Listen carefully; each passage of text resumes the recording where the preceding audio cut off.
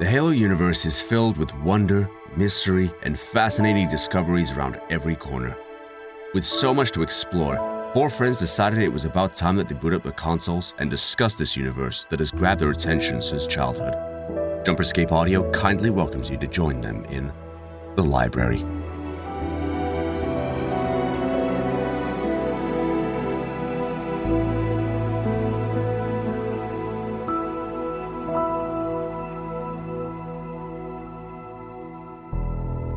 Hello everybody, welcome back to the library, where we're not actually in a library unless you're in a library, in which case thank you for holding to the theme, really appreciate it. I haven't been to a library in roughly 7 years.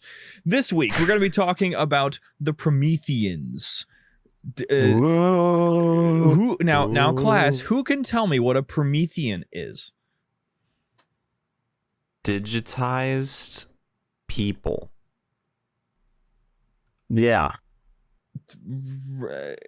Maybe in the later years. Could anyone else tell me what a Promethean is? You see, Prometheus took fire from the gods and gave it to humanity.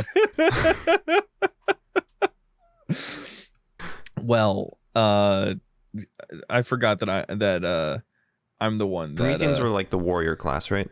Yeah. Kind of. Yay! Like that's a half yes. Aww. Okay, so Prometheans. To give just a brief history lesson, because this has a lot more to talk about than just, oh boy, the Prometheans, because there's really not a ton about them, and for good reason. They're just kind of there. But they were integral to a lot of things. So first of all, the half yes on Prometheans being a warrior class. They were a highest form of what a warrior servant could mutate to. So basically specialized, I guess you could say specialists in their field of just outright warfare. They, first of all, make an appearance in the terminals. They have this fancy armor that they wear that's just super dope. I'm a huge fan of it. It looks great. And Prometheans started out as basically just that Forerunners, specifically warrior servants, could mutate up into the class of Prometheans. And I mean, they're big, they're strong, and their abilities in combat are incredible, especially given the fact that we know that with the armor that they wore, they would be capable of, specifically, like, you could have one Promethean command a massive fleet of ships. Like, we're talking like millions of ships. Just one guy could control millions of ships, and that's considered like one soldier, quote unquote. Okay, Ender's Game. Yeah, basically.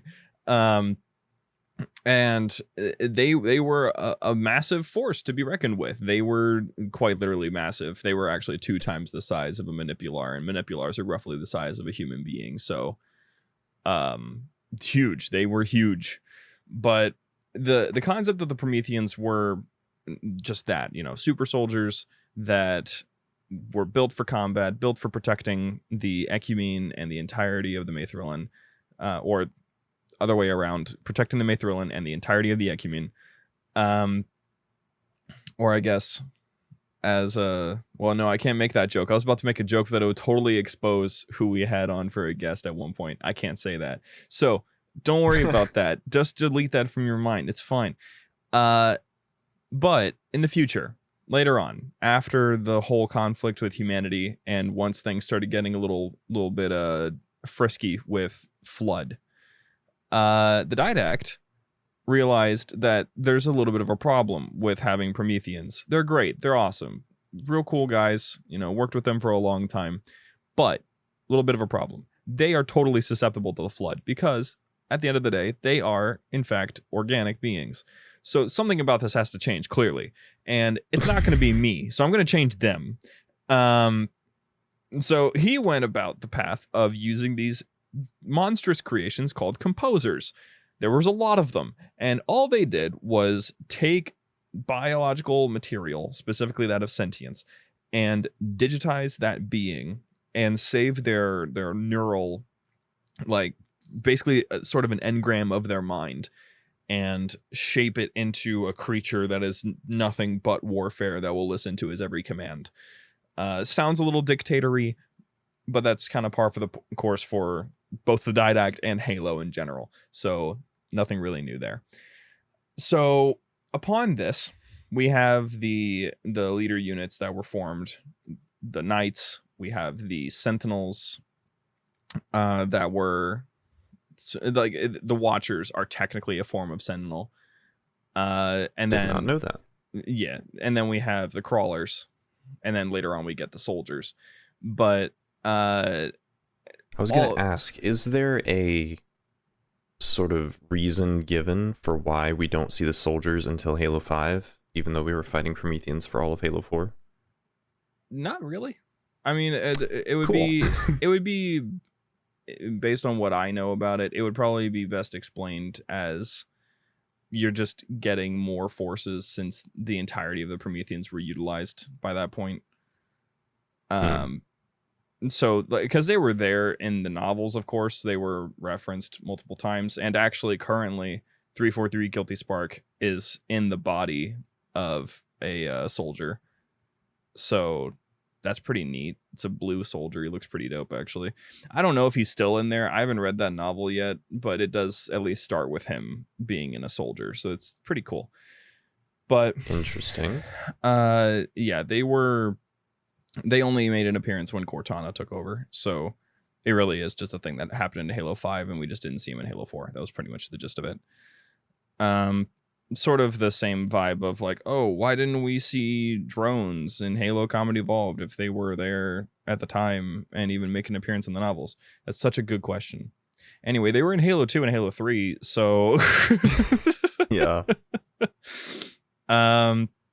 So with the rest Obviously there are some things that come down to, oh, they just hadn't made them yet, but it's interesting to find out if they tried to come up with a lore reason as to why they weren't there. Yeah, I think honestly, you really could get a pass with just Cortana started utilizing the entirety of the Promethean forces.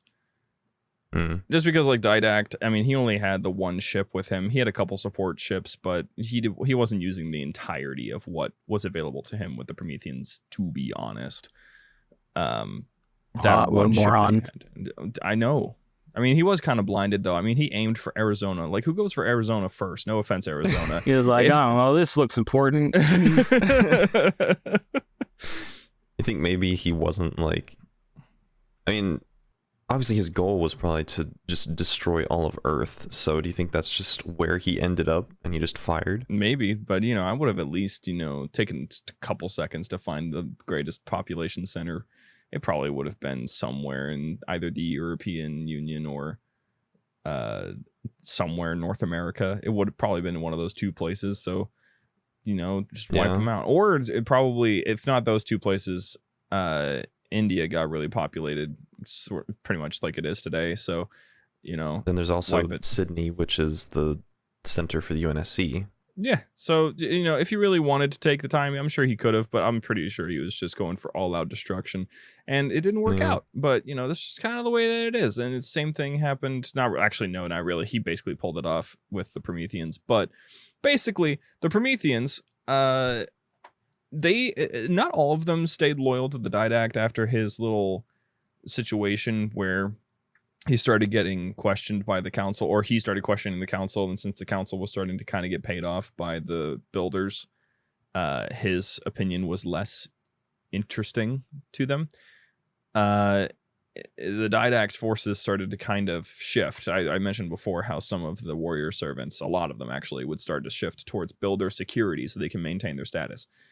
With that, some Prometheans, a good amount of them, not the majority, but a good amount of the Prometheans stayed loyal to the Didact. So when the Didact brought up this plan of, we need to make sure that there's something there that makes it so that I can fight the Flood effectively without losing you guys to the Flood, they were like, yeah, sure, no, anything for you, dude. No, I'm totally down for that. And he's like, cool. I need you to get in this Bleem and I need you to get Bweemed so that I can make you into a digital being that has no personality nor memories. They're like, yeah, anything for you, bro. I'm down for that. Quick side note: which came out first, Tron Legacy or Halo 4? Tron Legacy. Do you think Halo 4 stole that a little bit from Tron Legacy? Do you think Tron Legacy stole from the original Tron way back in the 80s? Hey, that's called a sequel. Okay, so that's a much bigger question though. That did Tron Legacy same franchise? Yeah, but like that's a bunch. I don't think it stole from Tron Legacy. Did it steal from the ideas of the original Tron? Perhaps, but more importantly, probably just more sci-fi in general, because that was not a thing that Tron invented by any means. The idea of a digital being. I mean, it only recently got perfected, I think, by the stories that are being told in Cyberpunk 2077. Highly recommend that game, to be honest. I don't really care what anybody says about it. It's a fine game now. It works really well, and it's a really good story. Play it. But biodigital jazz, man. Yeah. Tron did a really good job of telling a story about it. The original Tron, I low-key really enjoy the vibe of that almost more than Tron Legacy, only because I love the story, and I love how everything, it looks so unique. It's sort of like when you watch the original Star Wars, you're like, not even anything else from Star Wars looks like this and feels like this. That's what the original Tron has for me. And so like Tron Legacy, great. I'm not going to say that it's a bad film by any means. It's dope. But the original Tron is thought-provoking in both its design and its narrative, and that's what's really interesting to me about it. It is. So the concept of the digital being, the capacity to digitize yourself and put yourself into a digitized engram, is not by any means something new. Not even Tron did it first, as far as I'm aware.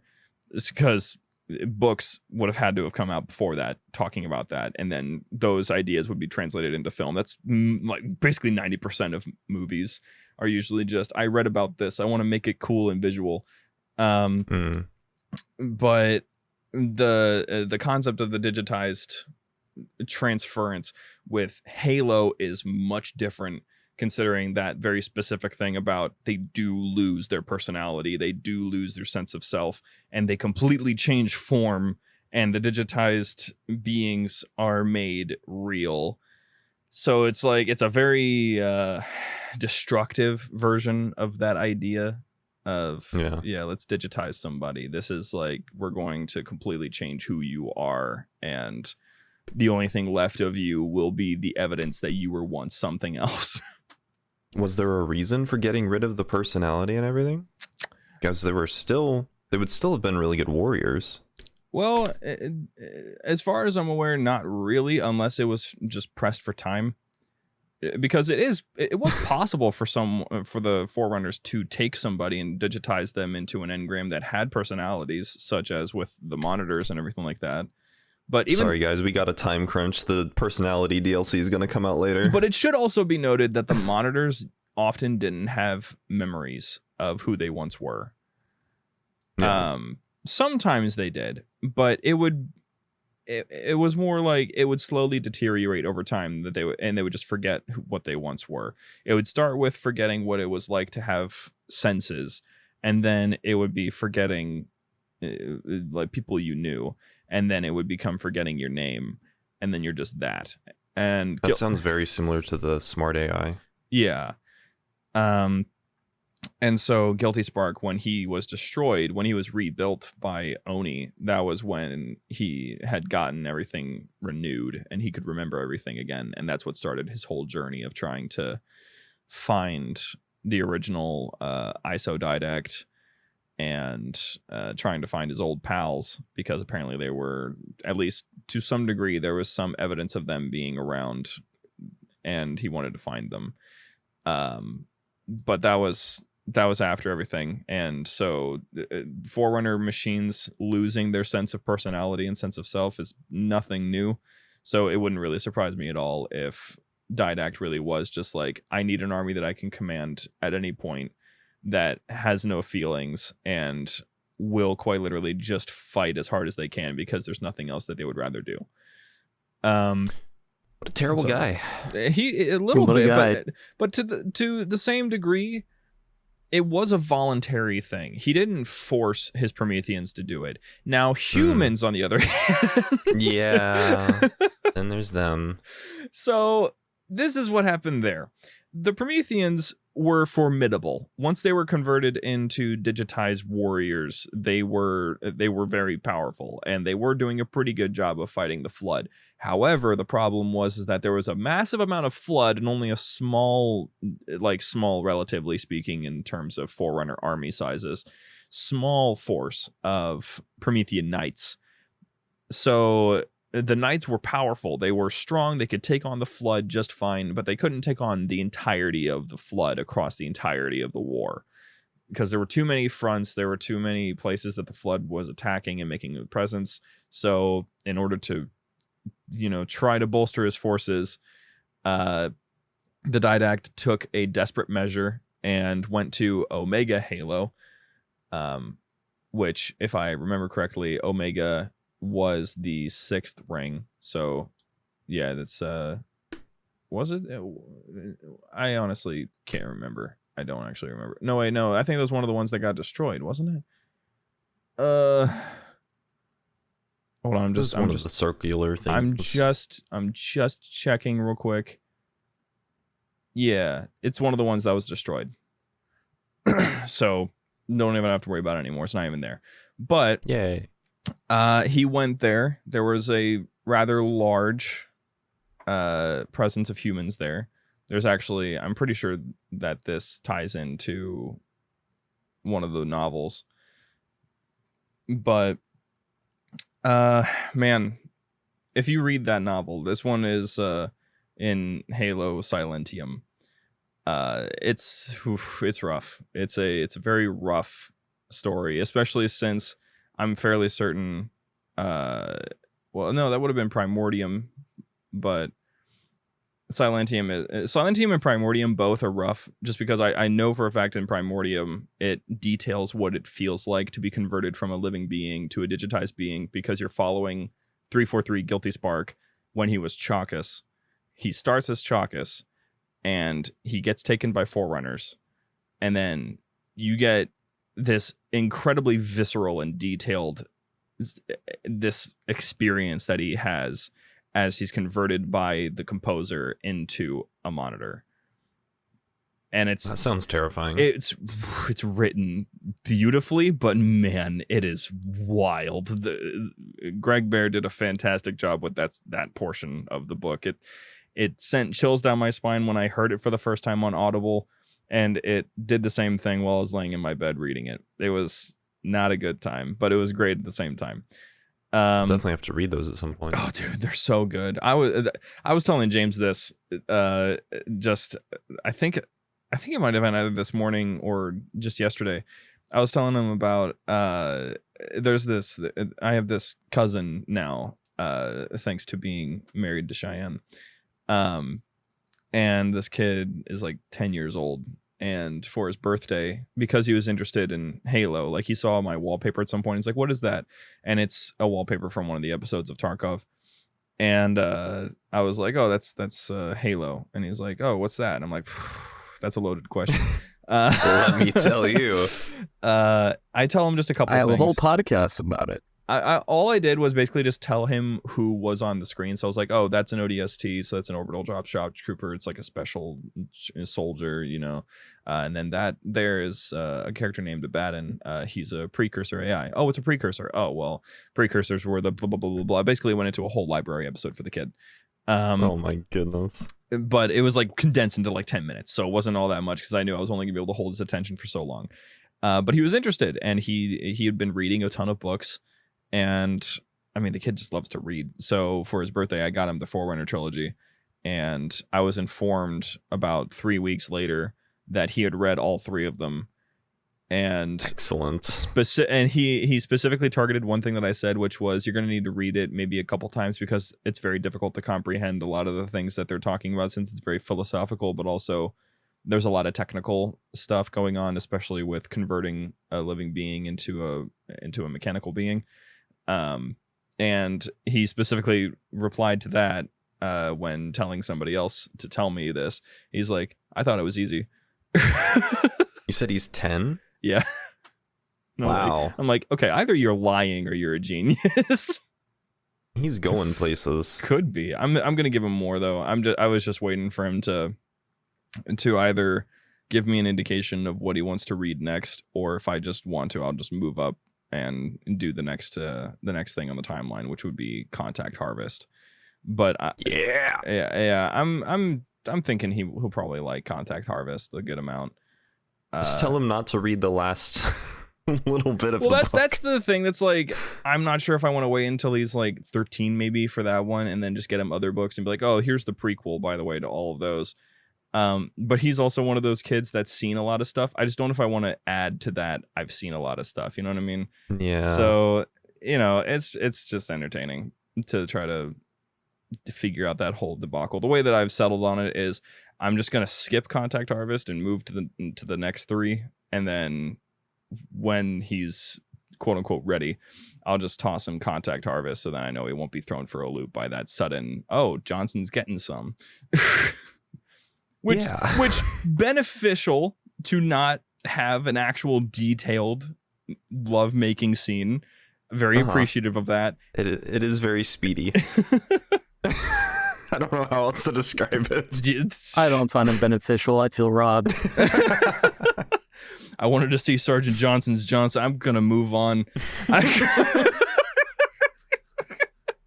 was taking a drink of water. We have a lot of fun here on the library. We have fun. We have fun here in the studio, you know. So anyway, we're not a typical office space. We like to have fun here. We're a family. So Didact pulls up to Omega Halo. He sees a bunch of tribal humans, and he's like, I still hate you for what you've done, despite the fact you can't even understand what I'm saying anymore, and your language has changed significantly. And humanity looks up at them and goes, giant robot. They consider Forerunners gods by this point, so they're just more like, oh no, we've angered the gods. And, you know, I told you we shouldn't have planted those crops then. Oh, you're going to blame this on me? So yeah, they get weemed. Pretty much all of them on Omega Halo got weemed. And his forces did significantly grow, and he had enough forces to at least hold off the flood attacks significantly for a good amount of time. But just like anything, they were capable of dying. So, you know, it wasn't. Clarification question. So the original Prometheans were like the digital Prometheans were digitized from the original Prometheans, the flesh and blood Prometheans. Yes. So I know you already said like it changed them into a different form. It got rid of their personality and stuff. So, and you'd said like they were huge and all that. So they actually changed, like the Prometheans, like the knights and stuff like that. That wasn't based off of their original form. No, they look completely different. I could actually send you a picture of what the original Promethean armor looks like, but it really doesn't look anything like what a knight looks like. So because of that, whenever he digitized the humans, it's basically just getting like information or whatever in order to be able to translate into Prometheans. So that's why the humans would look the same. That's pretty much the concept. Yeah, it's kind of like how, you know, you're digitizing a being into a monitor. It doesn't matter who you're digitizing into a monitor. It's going to end up as a monitor either way. Yeah, I think just for some reason my brain was like, oh yeah, the Prometheans looked similar to what they originally looked like. And then when he got humans, I was like, wait a second, they didn't look like knights. Yeah, it's interesting. There's a lot of interesting stuff that happens when it comes to how Prometheans interact with things. The other thing that could probably be brought up in the future is war sphinxes. They were this sort of like fighting suit. They were awesome. I think they actually might make an appearance on a Halo mod somewhere, but I don't know which one. I just know that they were there. They were originally going to be made for Halo 5, but they were cut. They're basically these really, really big flying sort of fighting suit, I guess. Like Warframe. Kind of, but not really. But Okay. I mean, who knows really? We haven't seen them, so it's not like I can really answer that. Yeah. But they were at least big. Like, we're talking not the size of a Warframe that is just basically a person. We're talking like multiple meters, in the tens of meters. Obviously, it would have to fit a Promethean. Yeah, and it was, I mean, they were pretty dope. They were pretty cool. They made an appearance primarily in, I mean, they were in all of the Forerunner trilogy books, but in Halo Cryptum, Didact has children. He had children. All of them died in battle, but he had 12 war sphinxes protecting his cryptum from his first time being locked away, and he had those war sphinxes piloted by the partial essences of what was left of his children. So all that those sphinxes knew was to protect their father, essentially. Eventually, of course, though, they would be destroyed. So that's rough. Yeah. That was all Master Builder's fault. It's kind of messed up, but Master Builder was a moron to begin with. So, pompous, not really a moron. He was smart, but he was too pompous and everything for his own good. So we have humanity that has now gotten converted into digitized beings. Hello, cat. How are you? And the Prometheans, they put up a decent fight, but ultimately they lose because there's too much. It doesn't matter if they're not capable of being composed. I mean, not capable of infection. The Flood can still take control of weaponry and use that weaponry. So no matter what, they're kind of at a disadvantage. So instead, what ends up happening is the Prometheans, the majority of them, get stationed on Requiem to basically, the librarian put the Prometheans there. She took control of them, which was displayed in one of the terminals.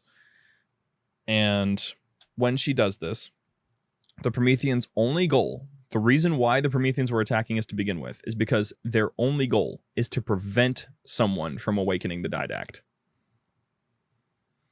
So that's their one target goal. And Master Chief is not very good at being told no. So he, of course, just blasts through them, as you do with a species you've never seen before, that you've never fought before. You easily outmatch them in every way. And it's kind of funny actually thinking about it. Prometheans, before they were made into knights, were technically more effective. And by technically, I mean kind of a lot more effective than when they were digitized. But the advantage of not being infected was significant in that specific conflict. So, that was really helpful. But once you're converted into a knight, you're much more squishy in a way. And you don't have nearly. All you have to do is get behind him and you can assassinate him. Like it's a really like critical flaw. Because like original Prometheans, they could think faster than a Spartan could, which is pretty wild, considering how fast a Spartan can think, especially with the assistance of an AI. And they're stronger. They could quite literally just crush a human being. They were bigger, much taller. Their weapons were stronger. It was much different. They were much different beings, but they could be infected, so they were technically weaker in that specific conflict. So even though it's kind of like, dang, they got debuffed. It's like, well, yes, in a way, but that was what was necessary. So after what happened with that war, though, that was what happened with them on Requiem. The librarian locked them away to protect the Didact and to keep him locked. Of course, the librarian could not have foreseen that the domain would be closed and thus would have just locked the Didact in with his own anger for 100,000 years. But, we all make mistakes. The good news is at least the domain is being repaired to some degree, so that's pretty cool. I don't know what that means, but I don't know. Oh. It's probably going to be talked about in the new Didact book coming out this year, though, because... Oh, right. The fact that he's coming back would basically, it's actually really interesting because it's either going to be that he's coming back or this is just him walking through what remains of the domain, which will be interesting because we haven't really seen the domain a whole lot. The closest that we've gotten is Haven in Halo 4, the multiplayer map. That's in the domain? Yeah, I mean, I only know that because the librarian pulled Master Chief into a portion of the domain to talk with him. I mean, it's like, imagine, like, because we know that multiplayer in Halo 4 is just the simulations for, like, on the Infinity or whatever. But imagine it's actually using the domain, and the Forerunners are sort of just chilling there, like, betting on who's gonna win. They're watching the fight. You're out here at it, like you're making a joke, but you're also technically creating a whole new theory that the war game sims are just built on the domain's infrastructure. Careful. Clickbait channels might get ideas. New theory just uncovered by me. New theory by me. Or it could at least be like not the whole war game sim, but at least like the one on Haven specifically. Haven. Yeah, and like somehow they accidentally tapped into it or something like that. Hey there, Halo fans. Don't go anywhere. We'll be back with our friends right after these messages.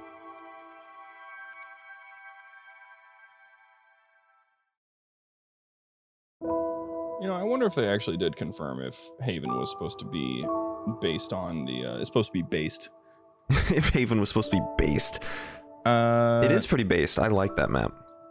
Okay, so that's interesting. So the reason why I thought that Haven's not technically in the domain, but the reason why I thought that Haven was in the domain was because I am going to say with 90% certainty that they used Haven as the set piece for when the librarian pulls Master Chief into what I thought was the domain. It seemed like that's how that works because you could just pull beings into the domain if you really want to. Yeah. Doesn't it say like during the loading screen, it'll say like this is a research station or whatever, like a Forerunner research station? I think so because it's a facility that powers a miniature artificial star. Right. I think that was getting confused with other stuff, but yeah, that does sound familiar now. Yeah. So great map though, best map in the game probably. I think. I really enjoy it. It's a fun one. I don't know. It's so I like the ones that are so simple yet so complex. And also the remake in Halo 5 was awesome. It was very pretty concept of putting something out there that has the ability to be expanded on by the players. Yeah. And like you discover different tech and different movement stuff.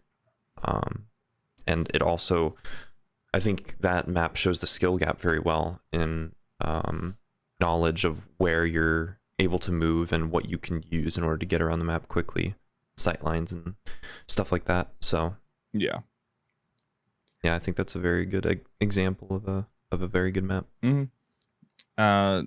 While they were in that interaction, though, whether or not it was Haven, we're going to have to talk about that specific conversation that she had with Chief later at some point, just because, honestly, it is an interesting conversation to think back on, especially with the context of the novels, because she basically just outright tells him, oh, yeah, everything that you've been doing was totally predestined by what I needed you to do. Yeah. And just so you know, life is a lie. It's kind of free will doesn't exist. What's funny is that it specifically doesn't exist for beings that have a specific gene song. It's not like she controlled the entirety of humanity's form, but she did put gene songs in specific beings that she knew would need to carry out specific tasks at some point in their life. It's not like every decision they made was guided by this thing, but at some point it would activate and they would need to do this specific thing. So in the case of that conversation that she had with Chief, it was kind of in the way of how he just knew how to use Forerunner panels and stuff. You just immediately knew. That has been attributed to the whole Gene Song thing, that he just automatically knew how to use it. So, for example, another one, Halsey. There's another one that says that Halsey likely has a Gias or a gene song that makes her compulsory, like it makes her compelled to work with AI to improve human AI. She was also like the human forerunner expert, so like she understood the most and was able to figure out the most. Yeah, so there's like we don't know who all had some form of Gias or a gene song, but whoever does, at some point they're going to contribute to whatever it is the librarian needed to have happen, which likely everything that Johnson probably had one. Probably, but everything by now, the librarian's plans have probably already been carried out by this point, since the Didact, I mean, he's been defeated, so she would have no point in going on beyond that. So unless there's more to be discovered that she wanted us to find, it's pretty much the end of it. But aside from that, that's just going into specifics of, you know, what events did she need to have happen at what specific point? What were the triggers that would cause them to go in that direction? Sort of like how she knew that Chief would need to make it to her in that one specific moment so that she could advance his evolutionary process. Yeah. By like 10,000 years. Which, if he's been advanced in evolution by 10,000 years, do you think like his nose is different or something, or like anything else about him physically? I mean, it seems like not. Like, maybe it's just, I don't know. Is there any explanation as to what that was? Well, the explanation was that it was necessary to make it so he couldn't be composed. He straight up just he outgrew the capacity for being composed. It's just not possible anymore. So something with his genetic makeup changed. Yes, but also there's been arguments that something physical about him changed in that way too, because so this is going into whether it was forced perspective or whether it was legit. The scene where Palmer, again, I will defend this with my life, Palmer meant what she said to Chief in their first interaction as something cheeky, like, "Oh, you are someone who has quite literally done the impossible. I thought you would be taller." Where he looks like he's about the same height as her, and then later he's clearly like a foot and a half taller than her. So, sorry, the sound from the edits started going through my head. The song. So there's two different ideas behind this right now. One of them is that it's just forced perspective, because the height difference being so severe in that moment, unless it was some fluke by the animation studio, wouldn't have easily gone by. The other concept is, though, that when he was moved forward 10,000 years, he just actually physically changed, including getting taller. She would have had to change his armor at the same time then. Nanomachines, son. I mean, yeah, I mean, for the Forerunners, it's not something that's like out of the realm of possibility. It's just that's what would have had to happen if he actually grew. But the biggest detail about that would be also like our player would need to be changing his size if we really wanted that to be the canon thing that happened. And that doesn't. But then happen. He also would have had to have been bigger in Halo 5, and you don't really see that. Exactly. So it's a moot point, but it's still like, oh, what if? Yeah, it's probably just perspective. It's just on that point. I'm sad it's never perspective. come back up that he is technically 10,000 years in the future. Yeah. In terms of evolutionary stuff, like it just never comes back. There's a lot of stuff that I wish that 343 had brought up that they didn't. Yeah, they were just like, Halo 4, we're going to introduce all these really cool things. In Halo 5, we're going to introduce one of the coolest modes ever, Breakout, and just never refine it or make it come back. We're actually going to make it They worse. made it worse, yeah. They completely changed what it was. I was so excited for that mode, and then they just ruined it. They added shields and like made it like it only got worse from the beta. Yeah. Exactly. I like Breakout. I still remember the literal years where Halo TV on Instagram I supported him on this 100%. I even joined him on it for like a year. Every comment or every post that Halo made on Instagram, there would be a flood of comments headed by him that said fix breakout. Yeah. Nowadays, it's just dogging on Halo for the entirety of the comments section, and the occasional guy who's like, oh my gosh, that looks really cool. And it's like, all right. Fix breakout. Fix breakout. Oh, my meme. Oh, I forgot about that. I didn't remember until right then. Wow. It would be such an easy fix. Why don't you just fix it already?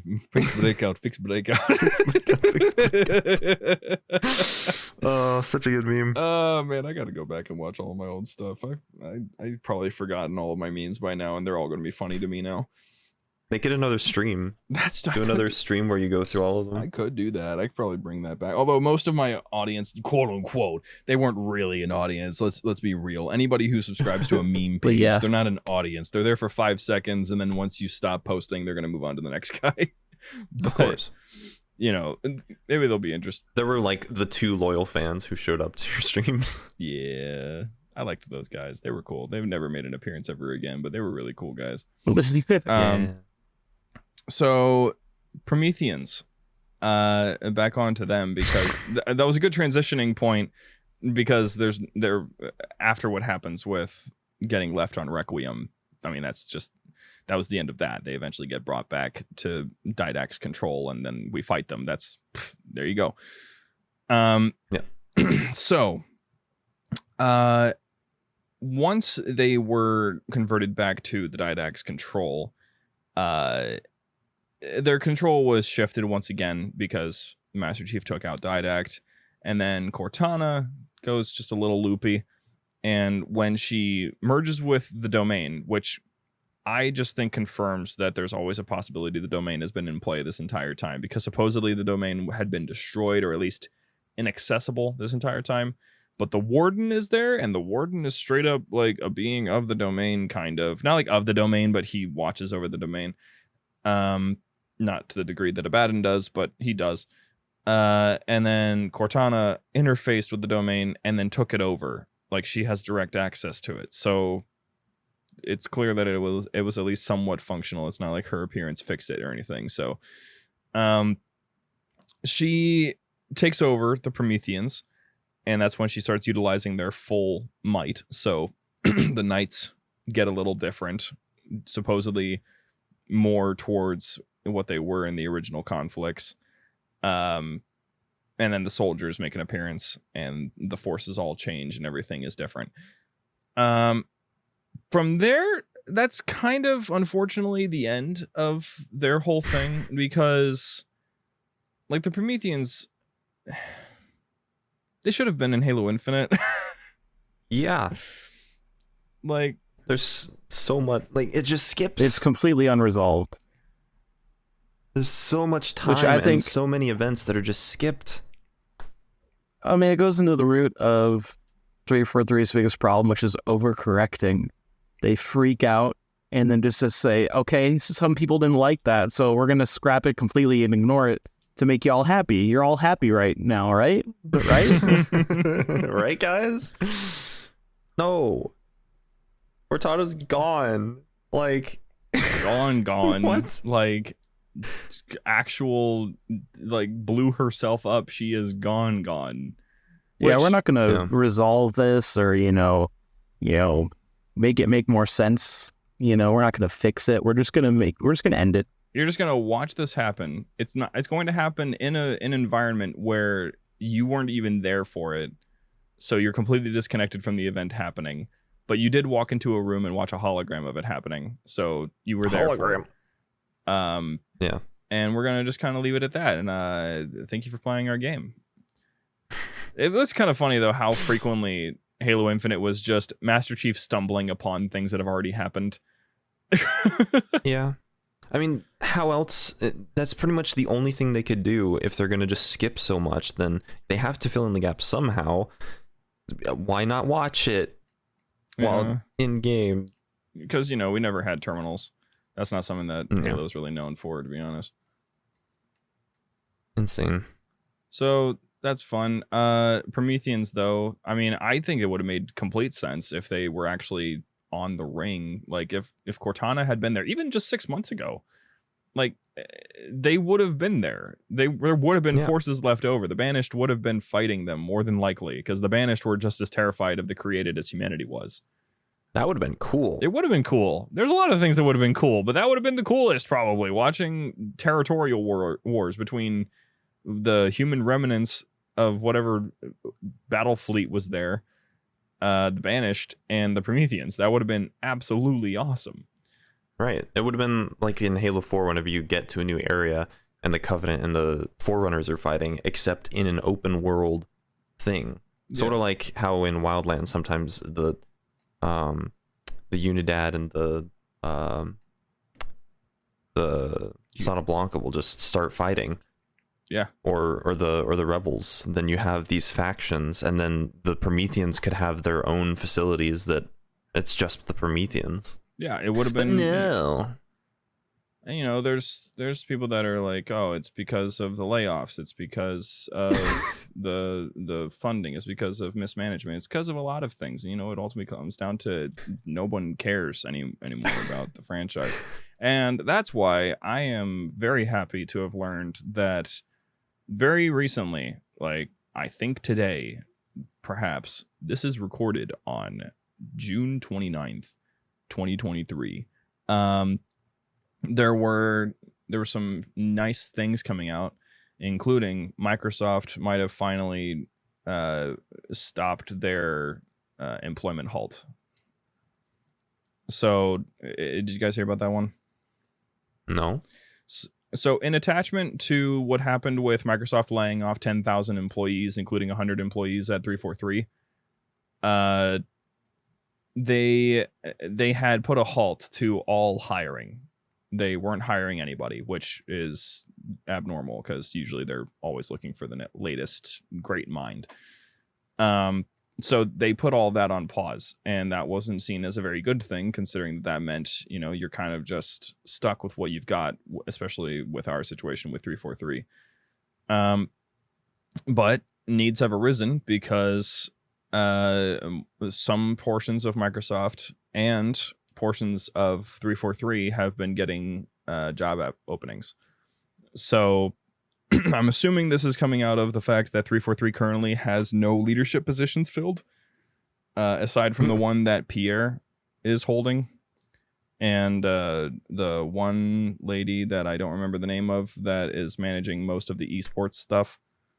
They're there, but the rest of the team is not quite there yet. So those positions are opening up. Right now they have, I think it's lead game designer that is currently listed, which is like, it's not just designing the game, but it's also designing the narrative, how Halo is going to move forward for the foreseeable future. Yeah, so that position is open. So right now, most recently, I know Halo Follower did a video about it, and he gave his own theories as to how Microsoft fell into this corporate mess, and he even voiced his opinion that Microsoft needs to drop off of this Activision Blizzard acquisition and funnel some of that money back into the projects that they're currently doing, because, you know, Redfall failed and Halo Infinite failed. So I didn't even know Redfall came out. Yeah, it came out and it was bugged. It was messy. It was not a good game. It was not pretty. Not really anybody liked it. It was an unfortunate. And that was another situation. $70 one, right? I don't know. I didn't look. I didn't know it came out either. I only knew about it because Critical did a video about how terrible the game was. Yeah, I saw Critical's and Donkey's video on them. Yeah, not great. Not a great situation for them right now. So at the moment, people are like, Starfield better be good, dude. Starfield better be amazing. Which it looks like it is. I don't know if you guys actually watched the entire video that they did, that little showcase that they did at the Xbox showcase. But I was in the theater for that one with FanFest, and I mean, the game, it was a 45-minute presentation, and both me and Cheyenne were catching ourselves being like, there's more. because Wow, they that's just a lot of they kept talking. They just wouldn't stop. that's a lot of stuff. Every 5 minutes, it was a new subject. It was like, okay, so here's how our open worlds look. We don't have an expansive universe like Star Citizen that has literal millions, or No Man's Sky, which has literal billions or whatever. We have 1,000 and something planets, but all of them have been handcrafted. They're not procedurally generated. And we're like, okay, That's cool. Neat. That's pretty awesome. They're showcasing all these characters. They're showcasing all of the different weapons you get to use, all the different experiences you'll have in space. There's plenty of people that are upset about the concept of it being single player, but it's like, if you don't want to play a single player space game, then No Man's Sky and Star Citizen, they exist for you. Just go play those. Because Star Citizen, It's going to be single player and it's that expansive? Yeah. That's dangerous. Well, that is dangerous for people's lives. That's Bethesda. Bethesda has always been known for making very impressive single player experiences. Like Fallout 76 was a bit of a fluke, but I mean, no matter how much people talk about Skyrim being bugged and all of that and being poorly made, I mean, you're playing it right now. You can vouch for the fact that it wasn't like they weren't putting passion into it. It was that there's just so much stuff. I already almost have 200 hours in the game. I'm not even halfway through the main story. And the reason that I say that's dangerous is because for me, if I'm playing a multiplayer game, like I get to a certain point where, like, if I'm hungry or I'm tired or whatever, then I'm not playing very well, and I'm like, oh, I'll get off or I'll take a break for a little while. If it's a single player game, there's so much less pressure to perform a certain way or to do a certain thing. You can do whatever you want. Yeah. So it's like that, and it looks like it's going to be great. There are so many different ways to do things like conduct warfare, to get into ship combat. Like the way that it was formatted, honestly, in terms of what you could do with your ship and such, if I could make a attachment to it, that game that you had shown me before, the whatever 3030 game. Oh yeah, Death War 3030. Yeah, not nearly. I mean, not anything like that, of course, but yeah, the concept of you have this ship that you can manage yourself. You can purchase different ships from different locations for different amounts.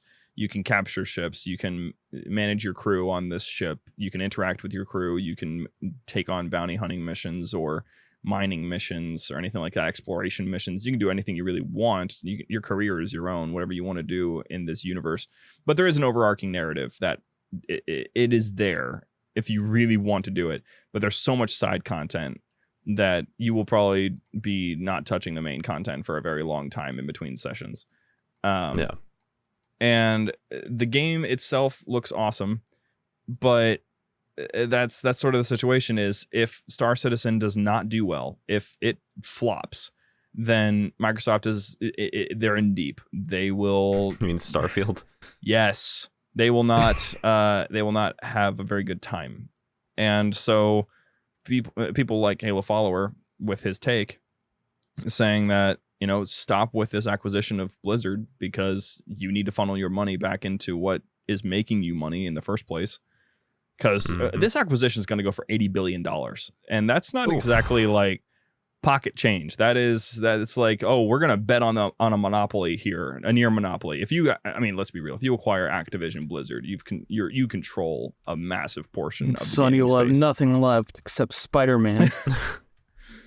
That's insane. Even and honestly, I do think that Sony is kind of losing the exclusive game, only because, like, if we're really going to look at raw numbers, which we shouldn't, but if we were going to look at them, there's 20 current games that Xbox has that are completely exclusive, and they are all different experiences. But if you look at Sony, they, first of all, have fewer, but also fewer experiences. For the most part, they're all third-person adventure games.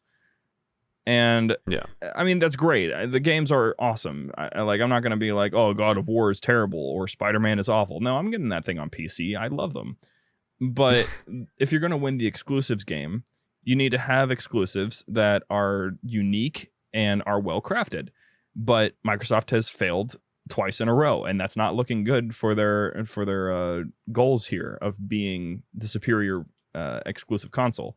So that's where this idea is coming from, that you guys need to reprioritize, because losing something as simple as Prometheans in Halo Infinite, like, yeah, maybe it's more approachable for your new players, but how many new players are you actually getting in Halo Infinite?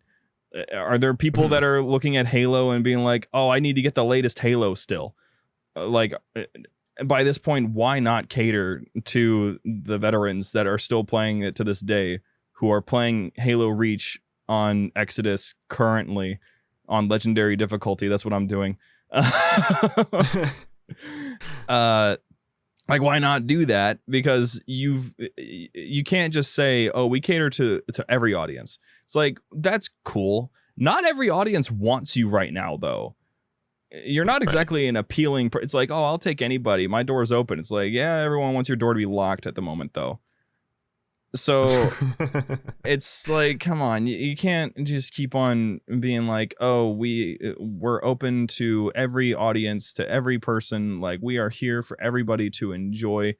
It's like, sure, you very well could be, but it doesn't matter if your core audience is being completely ignored.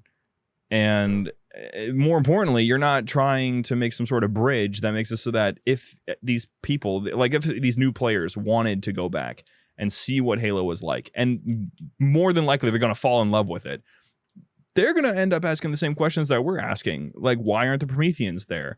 Why is Cortana not present and is relegated to just cutscenes? Why is Atriox just in the first cutscene? Who is Escharum? Why does Escharum not have a backstory? Who are the Endless, and why have they never been mentioned before? Why is Chief not doing more Spartan things? Why is the war so small scale when the Banished have full control over this ring? Where's all of their forces and their infrastructure and their machines and what they're really known for? Where's the Spirit of Fire? Would they not have noticed that a separate fleet separated from the Ark and gone a different route? There's so many questions of things just being left behind, and there's too much by this point, and it has to be addressed, or else things are going to end up getting forgotten. And if you do that, then your narrative is just going to fall apart, because now people are going to start asking too many questions and things are going to get real confusing real fast. But that's going to be a conversation for the after show, which we have to go into because we're running out of time. I'm probably going to end up talking more about Starfield just because that game looks like it's going to be great. So I kind of want to just talk about it. But yeah, Prometheans, I miss them. I need them to come back. They were pretty cool. Last thing, would you guys specifically want the soldiers to come back? Did you mind them? I didn't mind them. They were cool. I'd say their quips are really annoying. Is this humanity's and then just teleporting? Best? Yeah. But they were fine. I liked the way that the Prometheans were in Halo 5, just the way that fighting them felt, specifically when holding a light rifle. Felt like the light rifle in Halo 5 felt really, really nice to use. Yeah. And then it feels satisfying to destroy Prometheans with a light rifle. Especially the knights, like you destroy the things on the sides and then you get the headshot whenever they scream at you. Oh yeah. But soldiers specifically, they're fine, but slightly generic feeling comparatively. That makes sense, yeah. But for the sake of what we've already seen and for Prometheans, like, yeah, I'd say it makes sense to have them come back as long as it's with the rest of the Prometheans as well. Yeah, I want some form, you know. Yeah. Well, we're going to be ending in on that note, dear listener. If you want to join us in the after show, whoever you are, Jimmy, wherever you are, I will find you. It's Juan. But if you want to find us instead, You can find us on patreon.com/JumperScape. That's where we're going to be doing our after show, where we'll be talking more about all the other things that have sort of the connective tissue of our ideas here. If you want to join the conversation over in our Discord, though, you can head to discord.gg/JumperScape. Got lots of conversations happening there all the time in relation to Halo lore and, more recently, looking for games to play. So feel free to come on down and join the small community that's slowly building up and playing Halo all the time. Thank you so much for listening, and we'll see you next week with the I was prepared for this 100%. The prophets. We're gonna talk about the prophets next week. Yay! Thank you so much for listening, and we'll see you next week.